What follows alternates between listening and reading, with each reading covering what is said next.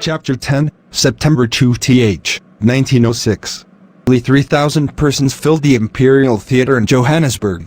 The big hall throbbed with the din of voices which spoke the Tamil and Telugu languages of southern India, Gujarati and Hindi. The few women wore saris. The men wore European and Indian clothes. Some had Hindu turbans and caps, some Muslim headgear. Among them were rich merchants, miners, lawyers, indentured laborers, waiters, rickshaw boys, domestic servants, hucksters and poor shopkeepers. Many were delegates representing the 18,000 Indians of the Transvaal, now a British colony. They were meeting to decide what to do about pending discriminatory enactments against Indians. Abdul Ghani, chairman of the Transvaal British Indian Association and the manager of a big business firm, presided. Sheikh Haji Habib delivered the main address. Mohandas K. Gandhi sat on the platform. Gandhi had convened the meeting.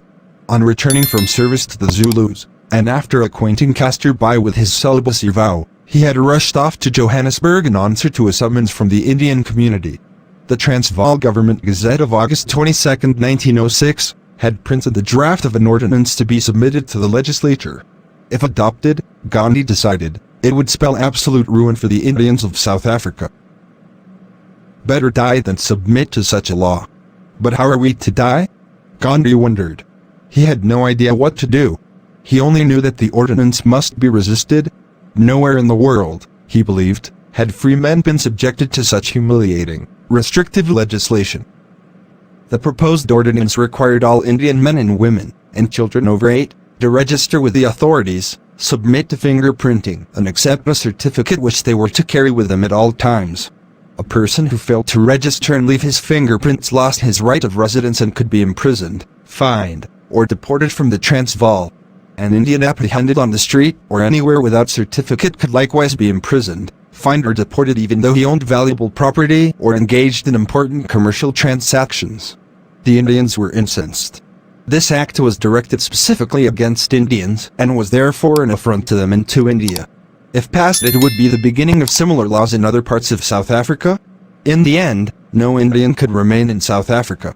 Moreover, the ordinance would permit a police officer to accost an Indian woman on the street or enter her home and ask for her registration document. In view of the complete or partial aloofness in which Indian women lived, this feature of the measure was highly offensive both to Muslims and Hindus. If anyone came forward to demand a certificate from my wife, exclaimed an irate Indian at a preliminary committee meeting attended by Gandhi, I would shoot him on the spot and take the consequences. That was the mood of the mass meeting in the Imperial Theatre. Orchestra, balcony and gallery were crowded long before the chairman opened the proceedings. Angry speeches in 4 languages stirred the volatile audience to a high emotional pitch, and then Sheikh Haji Habib read a resolution, which Gandhi had helped to prepare, demanding non-compliance with the registration provisions. Haji Habib called on the assembly to adopt it, but not in the usual manner. They must vote, he urged, with God as their witness. Gandhi started. A sensitive ear and a keen intuition quickly told him that this was an extraordinary event. An action with God as witness was a religious vow which could not be broken. It was not the ordinary motion passed by a show of hands as a public function and immediately forgotten. Gandhi then spoke. He begged them to consider coolly what they were doing. Notwithstanding the differences of nomenclature in Hinduism and Islam, he declared, we all believe in one and the same God. To pledge ourselves or to take an oath in the name of God or with him as a witness is not something to be trifled with. If having taken such an oath we violate our pledge, we are guilty before God and man. Personally, I hold that a man who deliberately and knowingly takes a pledge and breaks it forfeits his manhood.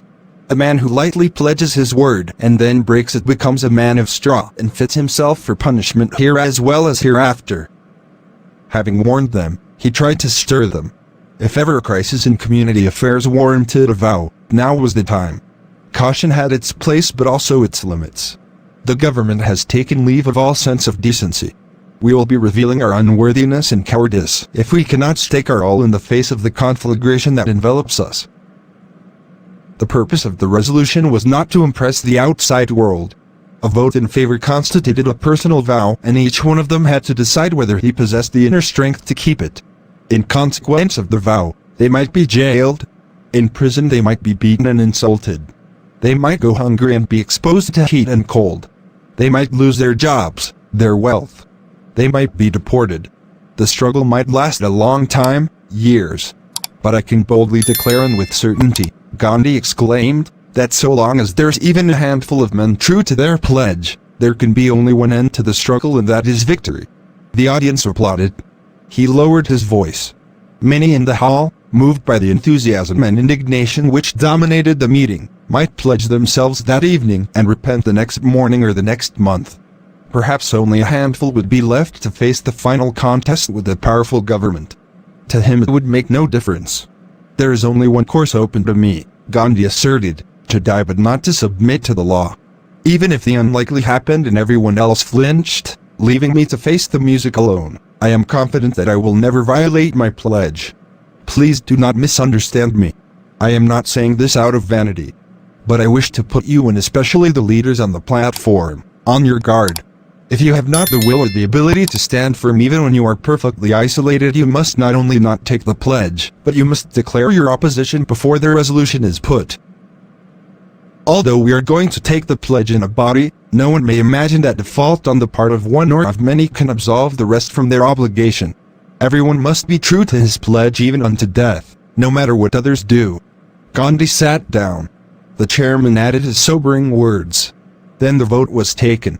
Everyone present rose, raised his hand and swore to God not to obey the proposed anti-Indian ordinance if it became law.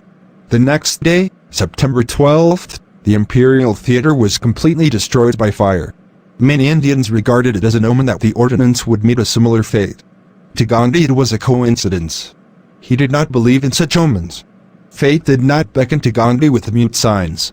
The future spoke in him through that awesome, Himalayan self-assurance which he displayed at the meeting. He knew he could stand alone.